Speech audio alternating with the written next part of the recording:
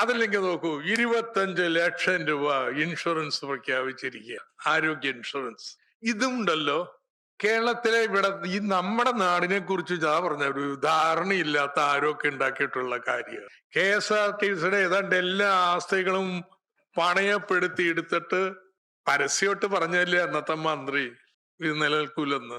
12,000 കോടി രൂപ മുടക്കിയിട്ടാണ് കേട്ടോ ഇപ്പൊ ഈ KSRTCയെ വരവും ചെലവും ഒപ്പത്തിനൊപ്പം കൊണ്ടുപോകും. ഇപ്പോ വിഷമിച്ചൊരു 12 കോടി രൂപ പ്രതിദിന വരുമാനത്തിലേക്ക് എത്തുമ്പോ അതിന്റെ പാതി സബ്സിഡി ആക്കാൻ വേണ്ടിയിട്ട് തീരുമാനിക്കും. ഇതൊക്കെ നടത്താൻ വേണ്ടിയിട്ടാ, നന്നാക്കാൻ വേണ്ടിയിട്ടാ. അതുകൊണ്ട് ഇവിടെ രാഹുൽ ഗാന്ധി ഗ്യാരണ്ടി ചെയ്യുന്നത് കേരളത്തിന്റെ നാശമാണ്, നന്നാക്കൽ. ഇരുണ്ട കാലത്തേക്കുള്ള തിരിച്ചുപോക്ക് ഞങ്ങൾ ഉറപ്പ് നൽകുന്നു എന്നാണ് ഗ്യാരണ്ടി ചെയ്യുന്നത്. ഇത് കേരളം തള്ളിക്കളയും. രാഹുൽ ഗാന്ധി റബ്ബറിന് 250 രൂപ താങ്ങുവില നൽകുമെന്ന് പ്രഖ്യാപിച്ചിരിക്കുക. നന്നായി, ഒരു 300എങ്കിലും വേണ്ടിയിരുന്നു. പക്ഷെ അതിനെ കുറിച്ച് പറയാനില്ല. ഞാനിന്ന് പോയി പത്രസമ്മേളനം വിളിച്ചിരിക്കുന്നു. ആദ്യം കോൺഗ്രസ് കേരളത്തിലെ ജനങ്ങളോടും റബ്ബർ കൃഷിക്കാരോടും മാപ്പ് പറയണമെന്ന്. കോൺഗ്രസ് അല്ലേ ആശയം കരാർ ഒപ്പിട്ടത്? 2003 വാജ്പേയി സർക്കാരാണ് ആശയം കരാറിന്റെ ഫ്രെയിം വർക്ക് എഗ്രിമെന്റ് ഒപ്പിട്ടത്. അന്ന് മുതല് ഇടതുപക്ഷത് ശക്തിയായിട്ട് എതിർത്തിട്ടുണ്ട്. കേരളത്തിൽ ശ്രീമാൻ KM മാണിയുടെ നേതൃത്വത്തിലുള്ള കേരള കോൺഗ്രസും ശക്തിയായിട്ട് എതിർത്തു. UPA സർക്കാർ വന്നു. ആശയം കരാർ മുന്നോട്ട് കൊണ്ടുപോകാൻ പാടില്ല എന്നുള്ള ഇടതുപക്ഷത്തിന്റെ ശക്തമായ നിലപാട് മൂലം ആ frame work agreement full agreement ആയില്ല.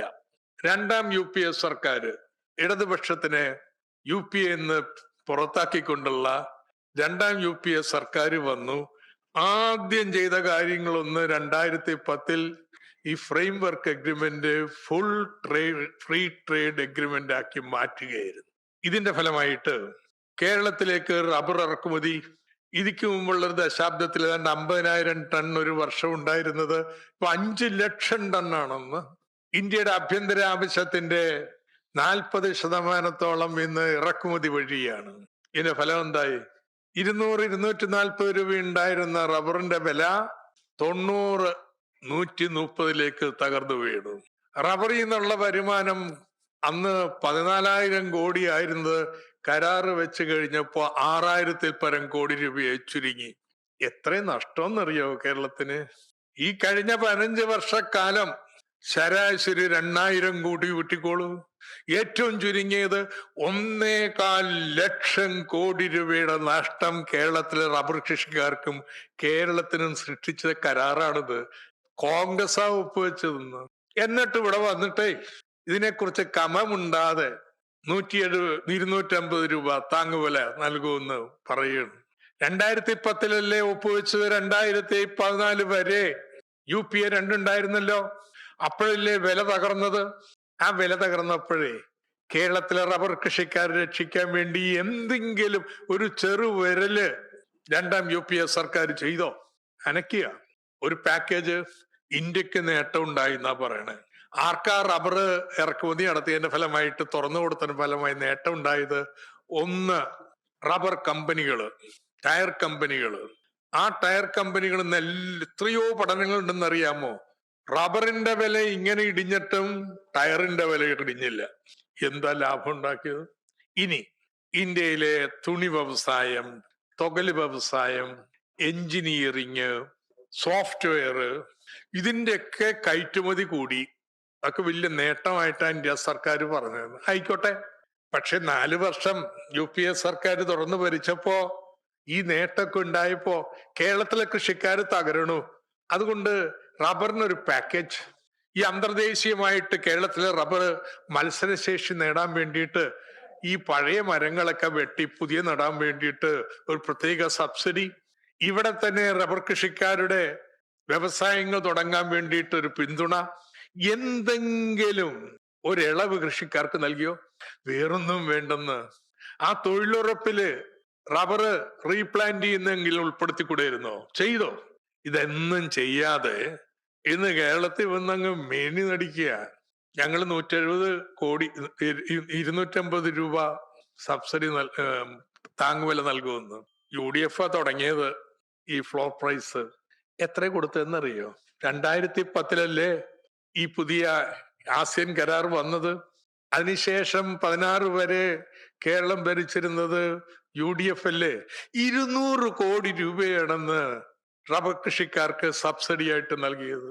അതേസമയം കഴിഞ്ഞ 10 വർഷക്കാലത്തിനിടയിൽ 2500 കോടി രൂപ റബ്ബർ കൃഷിക്കാർക്ക് കേരളത്തിൽ ഇടതുപക്ഷ സർക്കാർ സബ്സിഡി നൽകി. ആ വ്യത്യാസം. അപ്പൊ ഇനി എത്രയാണ് റബ്ബർ താങ്ങുവില വർദ്ധിപ്പിക്കുക എന്നുള്ളത് ഇടതുപക്ഷ മുന്നണിയുടെ ജനാധിപത്യയുടെ പ്രകടന പത്രിക മുഖ്യമന്ത്രി റിലീസ് ചെയ്യുമ്പോൾ അത് വ്യക്തമായിക്കൊള്ളൂ. അതിലേക്ക് ഞാൻ കടക്കുന്നില്ല. ഇതുപോലെയാണ് രാഹുൽ ഗാന്ധി പ്രഖ്യാപിച്ചിട്ടുള്ള ഗ്യാരണ്ടികളെല്ലാം.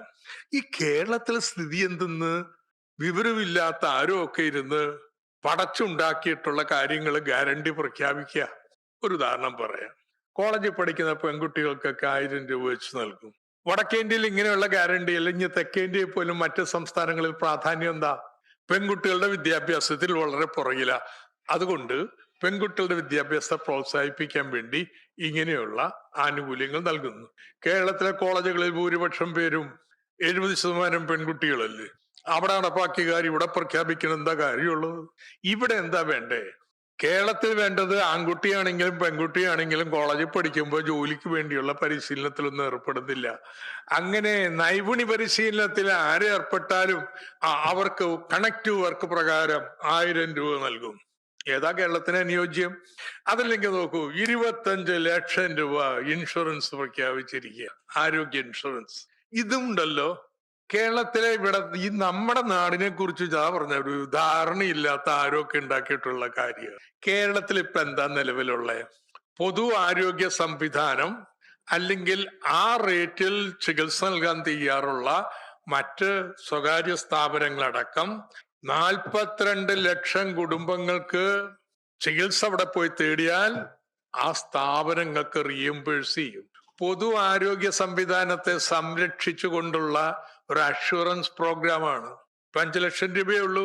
99% ആളുകൾക്ക് അത് മതി. അല്ല, ഇനി അവയവ ട്രാൻസ്പ്ലാന്റിന് കൂടുതൽ പണം വേണം. ശരി, മാനിഫെസ്റ്റോ വരട്ടെ, അവിടെ എന്താ പറയണം നിങ്ങൾ നോക്കുക. പക്ഷെ ഇവിടെ എന്താ അവര് പറയണേ? UDF 25 ലക്ഷം രൂപയുടെ ഇൻഷുറൻസ്. കേരളത്തിന്റെ പൊതു ആരോഗ്യ മേഖല മുഴുവനും തകർക്കുന്ന ഒരു നയമാണെന്നത്.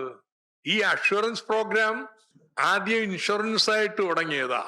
അതിന്റെ ദോഷഫലങ്ങൾ മനസ്സിലാക്കിയിട്ട് ഒരു പരിരക്ഷാ പരിപാടിയാക്കി മാറ്റി.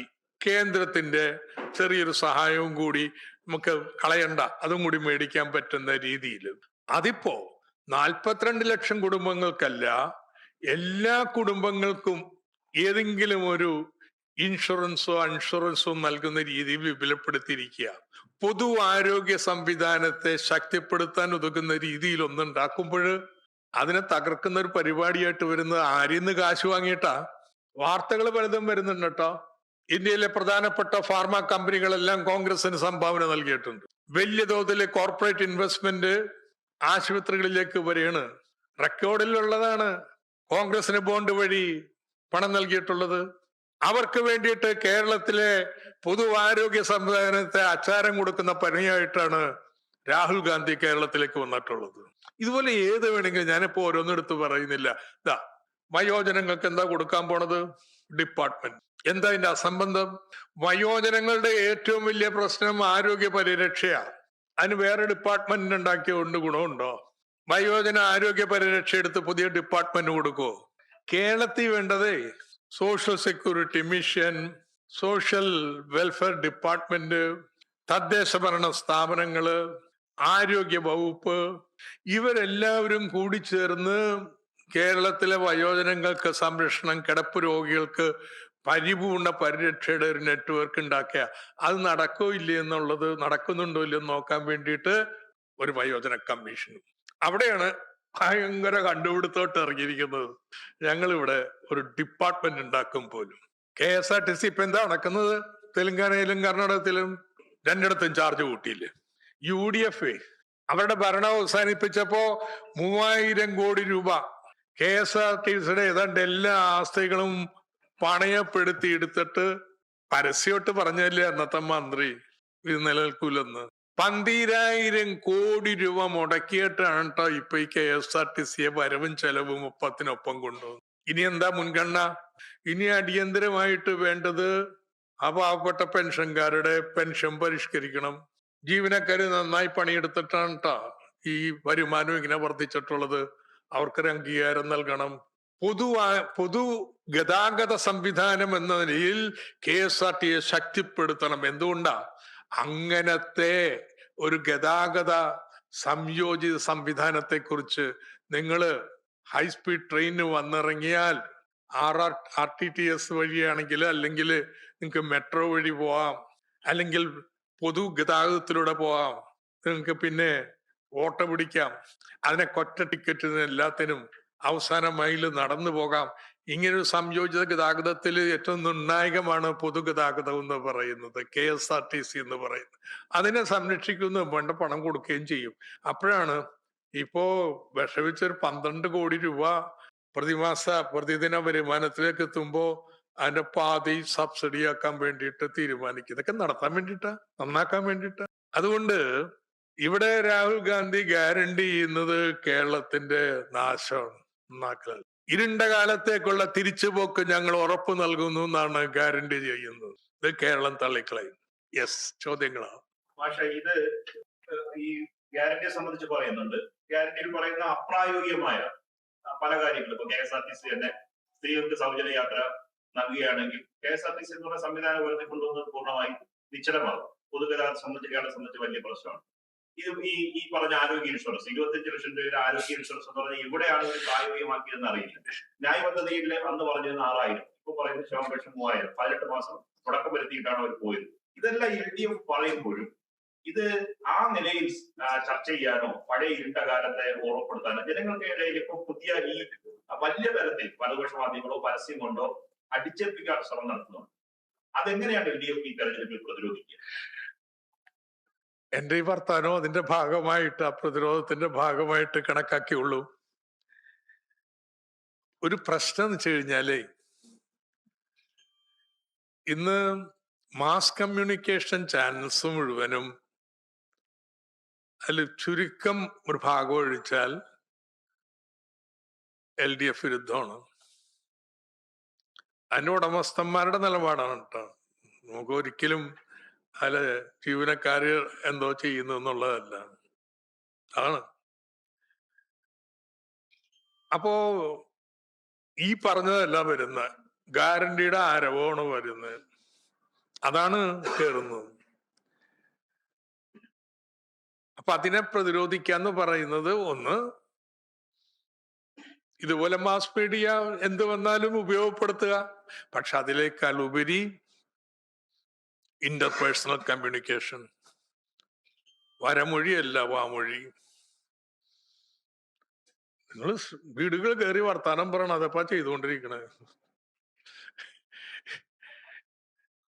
ചരിത്രം നോക്കിയാലേ കേരളത്തിൽ എന്നും വിമോചന സമരകാലം മുതൽ മാധ്യമങ്ങളിൽ നല്ല പങ്കും ഇത്രയും ആയിട്ടില്ല. LDFനെതിരാ, ലെഫ്റ്റിനെതിരാ. അതിനെ നേരിട്ടത് കേരളത്തിലെ പബ്ലിക് ഇടങ്ങളിൽ, പൊതു ഇടങ്ങളില്, അത് വായനശാലയാവാം, കവലയാവാം, ചായക്കടയാവാം, വീട് തീർപ്പ് കേന്ദ്രമാവാം, അവിടെയൊക്കെ ഓരോ തൊഴിലാളിയും എഴുന്നേറ്റ് നിന്ന് അവരുടെ നിലപാടങ്ങ് വ്യക്തമാക്കി അതിന്റെ പുറത്താണ് വന്നത്. ഇന്ന് ഈ ഇടങ്ങളൊക്കെ കേരളത്തിൽ വളരെ കുറഞ്ഞുകൊണ്ടിരിക്കുക. പുതുതായിട്ടുള്ള പബ്ലിക് ഇടം എന്ന് പറയുന്നത് സോഷ്യൽ മീഡിയയാണ്. അതിൽ ഇടതുപക്ഷത്തിന് വേണ്ടത്ര സാന്നിധ്യം ഇപ്പോഴും വന്നു ചേർന്നിട്ടില്ല. സോ ഇതൊക്കെ പരിഹരിക്കേണ്ട പ്രശ്നങ്ങളായിട്ട് ഞങ്ങൾ കാണുന്നുണ്ട്. പക്ഷെ ഇന്നിപ്പോ ഈ തെരഞ്ഞെടുപ്പിന് അതുകൊണ്ട് ഗൃഹസന്ദർശനം തന്നെ എല്ലാവരും, നേതാക്കന്മാര്, എല്ലാ മണ്ഡലം കമ്മിറ്റി അംഗങ്ങൾ, എല്ലാവരും ഏറ്റവും പ്രധാനപ്പെട്ട പ്രവർത്തനമായിട്ട് കാണുന്നത് വീട്ടിൽ പോയി വർത്താനം പറയാം. ഞങ്ങക്ക് വർത്താനം പറയാനുണ്ട് കേട്ടാ. വിഷുവിന്റെ 4,000 രൂപ വന്നു ചോദിക്കൂന്ന്. ചെറിയൊരു ഓർമ്മപ്പെടുത്തൽ മതി, വലിയ ക്ലാസ് ഒന്നും എടുക്കേണ്ട കാര്യമില്ല. അത്രയേറെ ആനുകൂല്യങ്ങൾ ഓരോരുത്തർക്കും കിട്ടിയിട്ടൊന്ന് ഓർമ്മിപ്പിക്കണം. അത് ഞങ്ങൾ നന്നായിട്ട് ചെയ്തുകൊണ്ടിരിക്കുക. ഈ അപ്രായോഗികമായ ഗ്യാരണ്ടികളെ സംബന്ധിച്ച് അവര് പറയുന്നത് വന്നാൽ നടപ്പിലാക്കണ്ട എന്ന് കരുതിയിട്ടാണോ, വരില്ല എന്ന് ഉറപ്പുള്ളത്? ഒന്ന്, എങ്ങനെയെങ്കിലും വരാനുള്ള ഒരു തത്രപ്പാടില്ല. വന്നിട്ടാവും ബാക്കി കാര്യം. ഏതായാലും വന്നു കഴിഞ്ഞാൽ 5 വർഷം ഉണ്ടാവുമല്ലോ. അതുകൊണ്ട് ഒരു പ്രാവശ്യവും കൂടി ഭരണത്തിന് പുറത്തിരിക്കുന്ന കാര്യം ചിന്തിക്കാൻ വയ്യ. ആ വെപ്രാളത്തിലാണ് ഈ പ്രഖ്യാപനങ്ങളെല്ലാം. പക്ഷെ ഒന്ന് ആലോചിച്ചിട്ടുണ്ടെങ്കിലേ ഇത് ഇവർക്ക് ചെയ്യാൻ കഴിയില്ലെന്ന്. നിങ്ങൾ സർക്കാരിൽ എന്ത് കാര്യം ചെയ്യാൻ തീരുമാനിക്കുമ്പോഴും അതിനൊരു ഫിനാൻഷ്യൽ ബാക്കിംഗ് വേണ്ടേ, ഫിനാൻഷ്യൽ സ്ട്രാറ്റജി വേണ്ടേ? എന്താ LDFന്റെ ഫിനാൻഷ്യൽ സ്ട്രാറ്റജി? ഒന്ന്, കിഫ്ബി വഴിയും മറ്റും വായ്പ എടുത്ത് നാടിന് വേണ്ടുന്ന പശ്ചാത്തല സൗകര്യങ്ങള്, ഉന്നത വിദ്യാഭ്യാസത്തിലെ മാറ്റങ്ങൾ ഇതിനു വേണ്ടി മുതൽ മുടക്കാം. 2, ഇനി കേന്ദ്രം എന്തൊക്കെ കുത്തിത്തിരിപ്പ് കാണിച്ചാലും വരുമാനം തരുന്നില്ലെങ്കിലും നമ്മുടെ റവന്യൂ വരുമാനത്തിന്റെ 20% മാത്രമേ കേന്ദ്രം തരുന്നുള്ളൂ. ബാക്കി സംസ്ഥാനങ്ങൾക്കൊക്കെ 50-60% കൊടുക്കുമ്പോ അങ്ങനെ എത്ര കുറവാണെങ്കിലും അത് പാവങ്ങൾക്ക് ആനുകൂല്യം കൊടുക്കുക. റവന്യൂ എക്സ്പെൻഡിച്ചർ, ആ വരുമാനം വർദ്ധിപ്പിക്കാൻ ശ്രമിക്കുക. അത് നന്നായിട്ട് വർദ്ധിച്ചിട്ട് ഇനിയും വർദ്ധിപ്പിക്കാനുള്ള മാർഗങ്ങളുണ്ട്. പക്ഷെ ഈ 2 കാലുമേണ് ധനകാര്യം നിൽക്കുന്നത്. ഒന്ന്, വലിയ തോതിലുള്ള വായ്പ. അത് ജഡഭാരമാവില്ല, കാരണം അത് മുഴുവനും ആസ്തി ഉണ്ടാക്കാനാ ചെലവഴിക്കണേ. ഒരു പൈസ പോലും വേറെ കാര്യത്തിൽ ചെലവഴിക്കില്ല. അതേസമയം സർക്കാരിന്റെ റവന്യൂമാരും ക്ഷേമത്തിന് എന്താ UDFന്റെ നിലപാട്? UDFന്റെ നിലപാട് ഈ കടം മേടിക്കണം മുഴുവനും തെറ്റാണെന്നല്ലേ? കടക്കണിയിലാണ് സംസ്ഥാനം എന്നല്ലേ? ഇത് അവസാനിപ്പിക്കാൻ വേണ്ടി കേന്ദ്രമായിട്ട് ഒത്തുകളിക്കൊണ്ടിരിക്കുന്നത്. കേരളം ഇന്ന് നിലനിൽക്കുന്നതിന്റെ ഒരു തൂണ് ഇളക്കിക്കൊണ്ടുപോയിരിക്കുക. നിൽക്കൂ പിന്നെ കേരളം. അപ്പൊ ഈ നടത്തിക്കൊണ്ടിരിക്കുന്ന പണികൾ എങ്ങനെ മുന്നോട്ട് കൊണ്ടുപോകണം? ബഡ്ജറ്റ് വെച്ചിട്ടാ? അപ്പൊ പിന്നെ ഈ ക്ഷേമ പ്രവർത്തനങ്ങളും ഈ 1000 രൂപയൊക്കെ ആര് കൊടുക്കുന്ന പറയണേ? കൊടുക്കാനല്ലെന്ന്, കൊടുക്കുന്നതിന് വേണ്ടിയുള്ള ഒരു ധനകാര്യ തന്ത്രമോ കാഴ്ചപ്പാടോ UDFന് ഇല്ല. ഉണ്ടെങ്കിൽ പറയട്ടെ.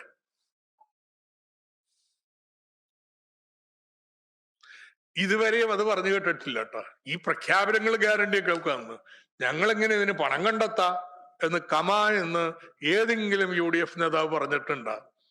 അതുകൊണ്ട് ചെയ്യാനല്ല ഈ കാര്യങ്ങളുടെ പ്രഖ്യാപനങ്ങൾ. LDFന്റെ നിലപാട് വളരെ വ്യക്തമാണ്.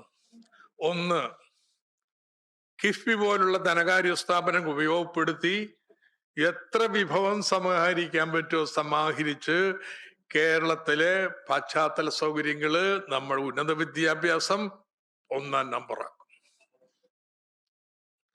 കേന്ദ്രം ഇടങ്കോലിട്ടാൽ അതിനെ മറികടക്കാനുള്ള ഉപായങ്ങൾ തേടും. നിയമപരമായിട്ട് അതിനെ കേന്ദ്രത്തെ ചെറുക്കും, ജനങ്ങളെ അണിനിരത്തും. ഒന്നത്.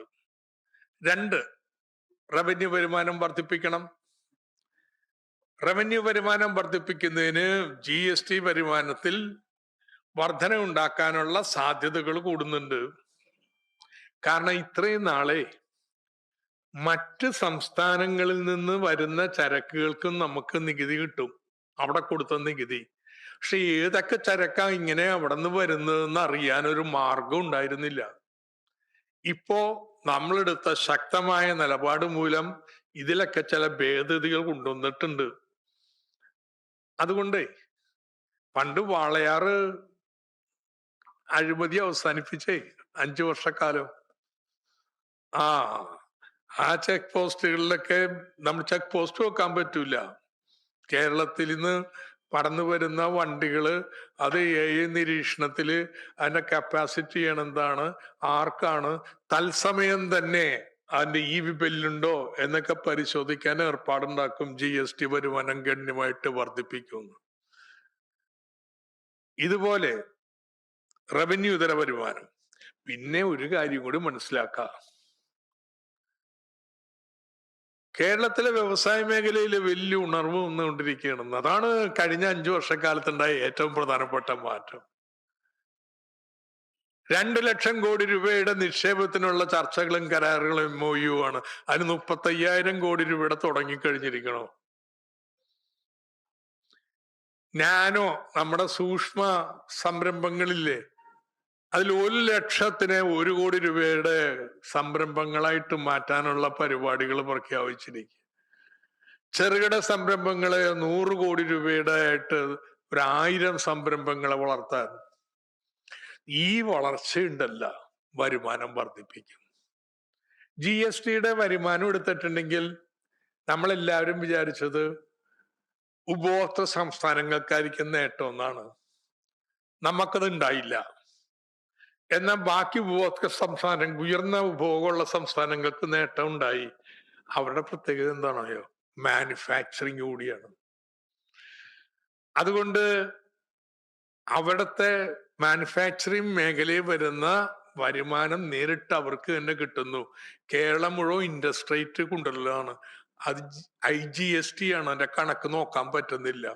ഇപ്പൊ കേരളത്തിലെ നമ്മുടെ വ്യവസായ മേഖലയുടെ ഉണർവും വളർച്ചയും നിശ്ചയമായിട്ടും GSTയുടെ വളർച്ചയ്ക്ക് സഹായകരമാണ്. അല്ല, അപ്പോഴും ഈ കിഫ്ബി തന്നെയാണ് മുന്നോട്ട് വയ്ക്കുന്ന ആദ്യത്തെ ഒരു ആശയം. കിഫ്ബിയിൽ നിന്ന് പുറകോട്ട് പോകാൻ തയ്യാറാണ്. കിഫ്ബി തന്നെയാണ് അല്ലേ? കാരണം ഈ കിഫ്ബിയില് കിഫ്ബി എന്നുള്ള പേരല്ല, ഇത് എന്താണ് സ്ട്രാറ്റജി? ഒന്ന്, പാവങ്ങളെ സഹായിച്ചോട്ടെ. എന്തുണ്ടെങ്കിലും ഫസ്റ്റ് പ്രയോറിറ്റി പാവങ്ങളുടെ ആനുകൂല്യങ്ങളാണ്. ഒരു വിട്ടുവീഴ്ച. മുഖ്യമന്ത്രി നിയമസഭയെ പ്രഖ്യാപിച്ചത് ലോക്സഭ കഴിഞ്ഞപ്പോ പാവങ്ങൾക്ക് കൊടുക്കാനുള്ള കൊടുത്തിട്ടേ ബാക്കിയുള്ളൂ. പക്ഷെ നമുക്ക് അതുപോലെ പ്രധാനമാണ് ഈ പശ്ചാത്തല സ്വര പിന്നോക്കാവസ്ഥ മറികടക്കാം. അപ്പൊ ബഡ്ജറ്റിൽ അതിനുള്ള പണം ഉണ്ടാവില്ലെന്ന്. ഉണ്ടാവുന്ന പണത്തിന്റെ അടിസ്ഥാനത്തിൽ മാത്രം ചെയ്യാതിരുന്നാൽ 25-30 വർഷം വേണ്ടി വരും. We will miss the bus. അതുകൊണ്ട് ഞങ്ങളുടെ സ്ട്രാറ്റജി ബഡ്ജറ്റിന് പുറത്ത് പ്രത്യേക SPVകൾ ഉണ്ടാക്കി, കിഫ്ബി ആവട്ടെ, വേറെ ഉണ്ടാവും ഇനി. അങ്ങനെയുള്ള സംവിധാനങ്ങൾ വഴി വായ്പ എടുത്ത് ഇവ നിർത്തണം. അത്ര ബോൾഡായിട്ടുള്ള ഒരു നിലപാട് എടുക്കണം എന്നുള്ളതാണ്. ഇതല്ലാതെ ഒരു തന്ത്രം പറ. ആർക്കെങ്കിലും ഒരു ഉപദേശം ഫ്രീ തരാൻ പറ്റുമെങ്കിൽ തരട്ടെ. കോൺഗ്രസ് പറയട്ടെ, ഞങ്ങൾ ഈ കടം മേടിക്കുന്നതിനെതിരാണ്. ശരി, വേണ്ട, പോട്ടെ. നിങ്ങൾക്ക് എന്തോ വലിയ സൂത്രവിദ്യ ഉണ്ടല്ലോ. എന്താണ് ആ സൂത്രം? ഞങ്ങൾക്കൊന്ന് പറഞ്ഞതാ. നാട്ടുകാരോട് പറയണമല്ലോ, നമുക്ക് പറഞ്ഞു തരണ്ട. നാട്ടിൽ പറയണ്ടേ വോട്ട് ചോദിക്കുമ്പോ? ഇല്ലെന്ന്. ഇതിങ്ങനെയൊക്കെ തട്ടിയും മുട്ടിയും പോയാൽ മതി എന്നുള്ള ചിന്തയാണ്.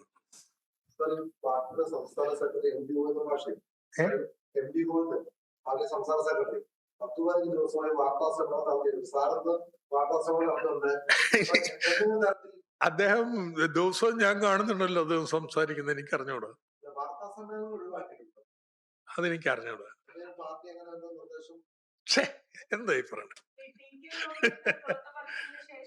ഞങ്ങളുടെ പാർട്ടിയുടെ ഏറ്റവും ശക്തനായ വക്താവാണ്. അതൊക്കെ അടിസ്ഥാനരഹിതമായ കാര്യങ്ങൾ.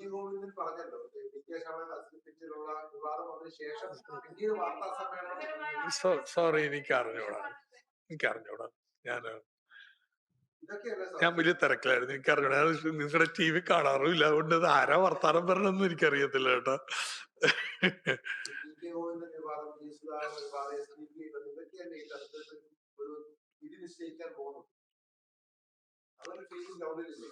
എന്നോട് വല്ലതും ചോദിക്കുന്ന ഞാൻ പറയാം.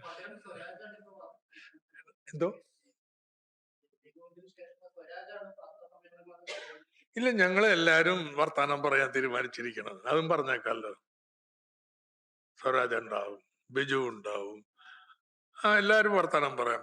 ഇത് മീറ്റ് ചെയ്യാൻ പോവുകയാണ്. അപ്പൊ അതുകൊണ്ട് എല്ലാരും പത്രസമ്മേളനം നടത്തുന്നുണ്ട്, ഞാനും നടത്തുന്നു. അത്രേ ഉള്ളൂ. എല്ലാ നേതാക്കന്മാരും സംസാരിക്കും. എന്തോ?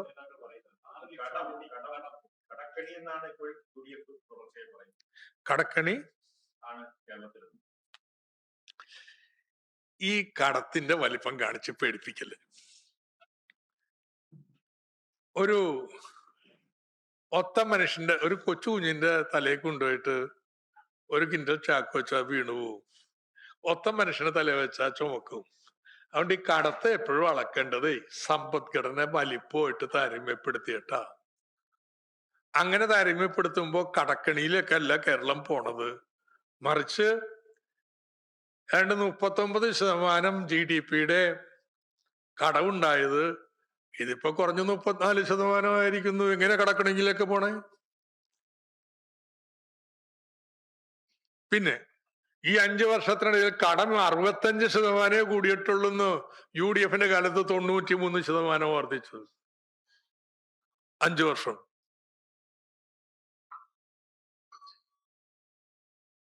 ഇതിലേ ഞാൻ ഒരു കാര്യം കൂടി പറയാ. സാമ്പത്തിക ശാസ്ത്രം എന്താ പറയണെന്നറിയാ കടക്കണിയെ കുറിച്ച്? സാമ്പത്തിക ശാസ്ത്രം ഞാൻ പഠിപ്പിച്ചിരുന്നത് ഇതാണ്. എന്റെ ആദ്യത്തെ ബഡ്ജറ്റ് പ്രസംഗത്തില് ഡോമർ സൂക്തം എന്ന് പറഞ്ഞ് ഇത് ഉദ്ധരിച്ചിട്ടുണ്ട്. എന്താ വെച്ച് കഴിഞ്ഞാൽ, വാങ്ങുന്ന കടത്തിന്റെ പലിശ GDP-യുടെ വളർച്ചയേക്കാൾ താഴെയാണെങ്കിൽ കടം സുസ്ഥിരമാണ്. ഇത് സാമ്പത്തിക ശാസ്ത്രമാണ്. ബാക്കിയൊക്കെ സാമ്പത്തിക കൂടോത്രമാണ് കേട്ടോ. ശാസ്ത്രമായിട്ട് ആരും ബന്ധമില്ല. വളർച്ചയുണ്ടോ? ഏ വളർച്ച അങ്ങനെ ഉണ്ടോ? ഈ കണക്കുകളിൽ പറയുന്നതല്ലാതെ ഓ ഉണ്ട്. ഇതൊക്കെ പബ്ലിക് ഡോക്യുമെന്റ് അല്ലേന്ന്. 2 വർഷമാണ് കേരളം കഴിഞ്ഞ UDF-ന്റെ കാലത്തും സാമ്പത്തിക വളർച്ച പലിശ നിരക്കിനേക്കാൾ ഉയർന്നതാണ്. കോവിഡിന്റെ 2 വർഷമാണ് അതിന്റെ താഴെ പോയത്. നമ്മള് സ്റ്റേബിൾ ആണെന്ന്. പക്ഷെ സർക്കാർ ഇങ്ങനെയൊന്നും പണിയൊന്നും ചെയ്യണ്ട, സർക്കാർ മിനിമം വല്ല കാര്യങ്ങളൊക്കെ ചെയ്ത് പോയാൽ മതി എന്നുള്ള സിദ്ധാന്തക്കാരുണ്ട്. അവർ മനുഷ്യന്മാരെ പേടിപ്പിക്കാൻ ഉണ്ടാക്കുന്ന പരിപാടിയാണ് ഈ കടപ്പേടി എന്നൊക്കെ പറയുന്നത്. അവര് ചെയ്തിരിക്കുന്ന ദ്രോഹം എന്താണെന്ന് ചോദിച്ചിട്ടുണ്ടെങ്കിലേ, മനുഷ്യന്മാരുടെ മനസ്സിലൊരു പേടി ഉണ്ടാക്കിയെടുത്താൻ അവർ വിജയിച്ചു.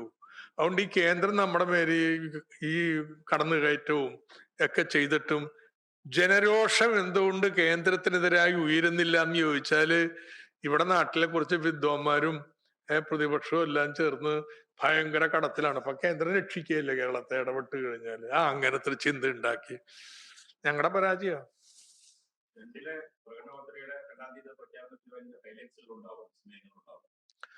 ഇങ്ങനെയുള്ള കാര്യങ്ങളൊക്കെ നിശ്ചയമായിട്ടും പ്രകടനപത്രികയില് ഡീൽ ചെയ്യും. ഏതായാലും 3 പ്രകടനപത്രികകളും ഈ അടുത്ത 2 ദിവസങ്ങൾക്കുള്ളിൽ വരുമല്ലോ. അപ്പൊ നമുക്ക് പിന്നെയും കാണാം, പ്രകടനപത്രിക താരതമ്യപ്പെടുത്തി സംസാരിക്കാം. Thank you very much.